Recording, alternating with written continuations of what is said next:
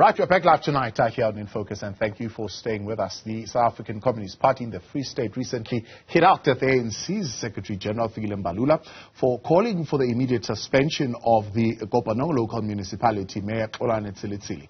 This after he was filmed threatening a community member for raising concerns about potholes on social media. Let's get the views of the party's young wing. Joining us is the ANC's Youth League President Collen Malatji. Collen, good to have you. And thank you very much for your time. There are, of course, various levels to this conversation, but maybe let's start here. Let's start at the behavior of the provincial leader of the ANC Youth League, also the mayor of the Kopanong Local Municipality. At the level where he is, do you think his behavior is consistent with the constitutional obligations of an ANC public representative, but two, the behavior is in line with the values of the ANC's renewal endeavor? Look, it's clear that the behavior is not in line with the moral and the renewal project of the ANC. The ANC, we train our public reps to always put the community first and also allow criticism. We are always criticized. That's why we're called public reps. Whenever there's no water, we're the first to be criticized for that because we've agreed to take full responsibility for it that happens. Anyway, that municipality that he belongs to, the mayor there, it's a very it's a very poor municipality that sometimes has serious difficulties of paying salaries, and is living under those difficult conditions. But that doesn't give him a reason to harass community members. We need to welcome such things. The moral is wrong. And we're clear, the Youth League, that he must be subjected to over 12 months political education from Wartime School of Leadership. He must also attend to anger classes. But no organization with like the African National Congress Youth League that will accept such behavior, because the ANC is led by the best in society, and only a public servant you are trained to understand that responsibility. So that's the one level. Then the next level is whether or not the action that was taken to immediately suspend the mayor or recall the mayor is consistently applied throughout, or he is being singled out in particular in this instance because, as the SACP would say, he was almost tried and sanctioned before being given a chance to present his side of the story? Look, normally when we have such problems, already it was a public issue. We had to, the ANC had to request him to be aside so that the process of disciplinary hearing happens and he's able to explain himself. And he has done very well, to be honest. He wrote a letter to apologize. That's a leader who's showing remorse for the mistake that he has done. You know, he apologized also the victim, and the victim also went publicly to accept the apology because he understands that everyone make those mistakes, and we believe that the highest sanction that must be given to the young leader, it must be the anger class programs that he must attend, and the Wartime School of Leadership to educate him on how best to be a strong leader. And I think he has made his mistakes like any other young man. And moving forward, he has learned, and I don't think that we must be too harsh on him. He needs to go back and rectify his mistake. His apology and going to the victim to apologize is a sign of a young man who is showing remorse for his mistake. But what he has done, it's a big issue. He knows it very well. For the fact that he apologized, he knows that he was not supposed to walk into someone's yard wearing shorts and vests to go and harass them in their own yards. That's a victimization, the highest level of victimization. And that does not represent what the ANC stands for. But the remorse and the going to apologize, I think he has not killed anyone. He has not stolen from anyone. It's something that if the victim has accepted the apology, he must be forgiven. So what then do you make of the views of others who are saying this action by the ANC could have been politically motivated?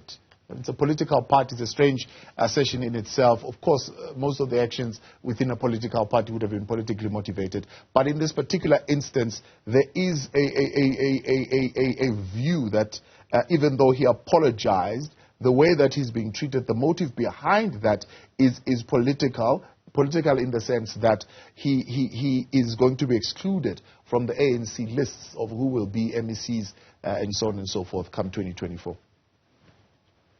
There is no ANC leader that has sent Comrade Tseletseles to go to a yacht of someone and harass them. Now, it's kind of politically motivated. The ANC were working very hard to regain the confidence of our people and restore the ANC as a messenger that has got integrity. Now, we can't afford to have such things anymore. That's why the ANC acts on any bad behavior. It's not politically motivated. That's why as the Youth League were pleading with the ANC to say that the young man has apologized, the apology is accepted, and I think that the Old Tambo School of Leadership and the younger management classes can assist him to build him for the future, because the ANC is not an organization, it's not a peak, it's not an organization, it's own kids. Now, when there's mistakes made, those mistakes are rectified, apologies, the young man must learn. If it does that again, it's clear that he will be a person that misrepresents what the ANC stands for, and he does not deserve to be in the organization. But his apology, I think, reflects a person who sees his mistake and who has acted out of anger, and which we have trained not to do that in the movement. That's why we're saying more young people must be given opportunities to go to parliament young, to go to be mayors young, so that they learn in the process and make all of these mistakes. Everyone learns in the process. No one is born understanding how to manage all of these issues. And I'm sure many other young people who are given responsibilities of power have learned from what Comrade Tseletsele has done. They will not make those mistakes elsewhere. And this must not be used as a reason to undermine youth leadership in this country. We're still calling upon young people to do that. There are bigger issues in this country that needs our urgent interventions, where the manipulation of the rent by these big banks. We need to act on them. Those are the issues that we need to call upon the government to stop banking with all of these banks that have manipulated. All the government employees must not be banking with all of those banks. Everyone who does business with government or anyone who loves South Africa and the people of South Africa must withdraw from banking with all of these banks until they've closed down, until the Reserve Bank also acts on them. Those are big issues we must be dealing with. We must be dealing with the issue of building Post Bank to be a proper commercial bank and a bank of choice for the people of South Africa. Yeah.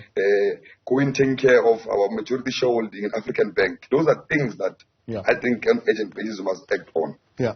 And that's the reason why I would have wanted to speak to you, because one of the things, that, of course, that emerges from this is whether or not this particular individual would still be a candidate that you would support for holding a position of MEC, for example, considering the kind of temperament that he would have displayed in this particular instance. And whether or not you draw any inference to the timing of when this video would have circulated. He says he went to the interview of being an MPL on the 19th of November, which is a step towards being an MEC in the organization. And then he says on Monday, the 20th of November, this video resurfaces. And he says, this, for me, it's trying to taint me and decrease my chances. No, look, morally is wrong what he did. Whether it was released in December, whether it was released when he was about to be sworn in as a MPL, or whether it was released whenever, it can't be justified. No one can justify that behavior. It's a bad behavior. It doesn't represent the values of the ANC. Now, whether it's released when does not matter. What matters is that the behavior was wrong. It doesn't represent what we stand for. And he apologized for that behavior. And what I'm saying is the Youth League, the apology of the young man must be subjected, and he must be sanctioned and be subjected to processes of training so that he becomes a better leader of the African National Congress. The Youth League is a preparatory school of the ANC. That's why you prepare leaders for the movement. Now and again, young people of the ANC will make those kind of mistakes. Now, his chances of being what? No one is entitled to be anything. It's not an employment, it's deployment. The ANC decides when to deploy you and when not to deploy you. It's not about positions. It's about behavior, and it's about building a young leader. Yeah. So the SICP makes an example when we speak to them last week, Collen, and of course you might note this, having been in Parliament yourself, that the integrity is it the Integrity Committee or in Parliament that has absolved 4 members of that Parliament, including a minister, and they have not faced any sanctions. And the SACP says, for example, there are allegations that would have surfaced around Tseletseles, but nobody suspended him. He's still a Minister of Labour. And there's a question around the consistency of disciplining in the office of the Secretary General. You are comparing bananas and apples. There's a video of a young leader who is harassing a person. There's allegations of Tseletseles, of taking bribes and of corruption. These are 2 different things. Tseletseles is not charged of any corruption. The young man's video is out there. He apologized and took responsibility for it. Now, those are areas I'm saying that you're comparing bananas and apples. Those are not the same issues. Those are 2 different issues. The ANC Integrity Committee also, whenever you are charged of corruption or any wrongdoing, the ANC requests you to step aside immediately and go and clear your name. Now the constitution of the country is supreme. There is no one who will be put aside when he has not done anything wrong. Now you need to be charged and need to attend court, then you clear your name and come back. The young man, there's a video of him harassing a resident in his own municipality.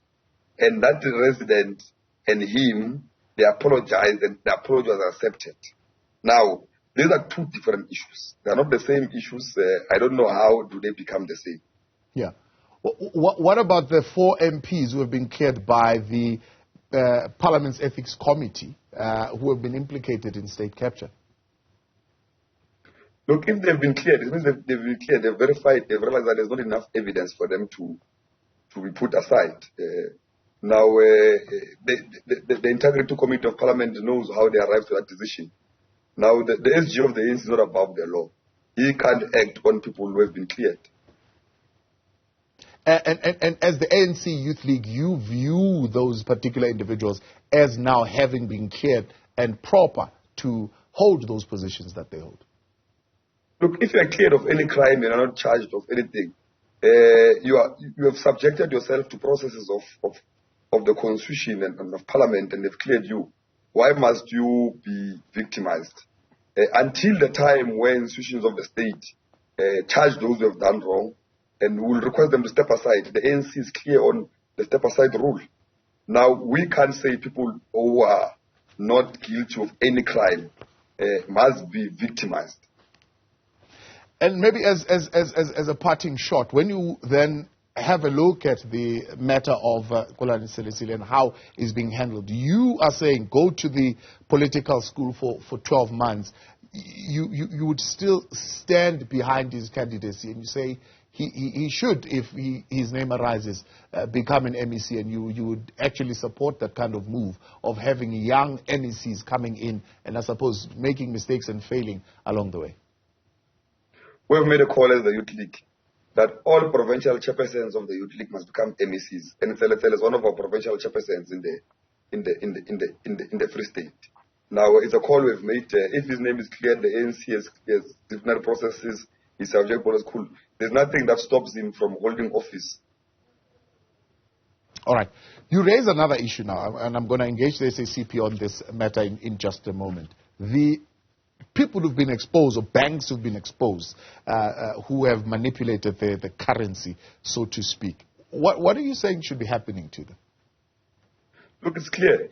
The government of South Africa, led by the ANC in many areas of the country, we can't continue to bank with criminals who have cost the country a lot of jobs and deepened the high level of inequality that we have. We have a high level of unemployment in South Africa. They've contributed to those problems that we're having. Now, the manipulation of the rand is not a small thing. Now, all of those banks, we must withdraw our business with them. And all government officials or workers of government must withdraw banking with them. And everyone else who is a clear South Africans who love this country must withdraw from working with them. And I think it's the best opportunity now to properly commercialize the Post Bank as a bank of choice and the African Bank.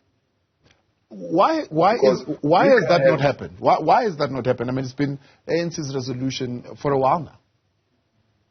It's going to happen now. We are here. The youth league is here. It's going to remind those who are in office who are not implementing our resolution to implement them. The process has started of the Post Bank. The African Bank must have been now start being elevated. Now we're going to push all government departments to bank with those banks and make sure that all government workers bank with them. Anyone who does business with the state must bank with them. We'll mobilize all South Africans to also bank with them because we believe those banks, unlike those popular commercial banks, they'll be able to give those who were disadvantaged in the past funding for businesses on low interest rates. In South Africa, you would rather be given a car than be given funding by banks to open a business if you are black. Now, those are areas that I think those banks must intervene to assist to restructure the structure of the economy. To reflect, the structure of the economy must reflect the demographics of the economy, the demographics of South Africans. Yeah.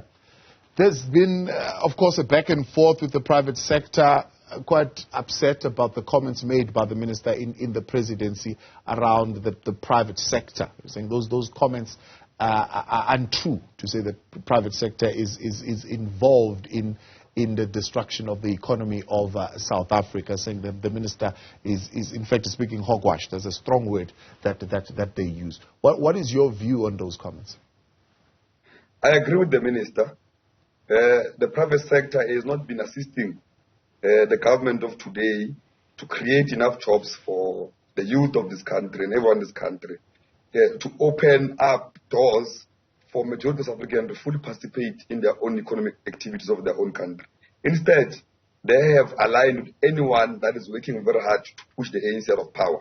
If you go to check who the private sector is funding in South Africa, it's funding Action SA, it's funding the DA, it's funding new parties like Busasa. There's a new party now called Sahara. It's got expensive posters everywhere. Yesterday, or when the PA had a rally in an empty stadium, but you could see even with their stage that the private sector, they're working very hard to push back the democratic gains of South Africa. Now it's a clear program to take the ANC out of power because of its poor policies. ANC Youth League President Fikile Mbalula, I appreciate your time as always. Thank you very much for coming on.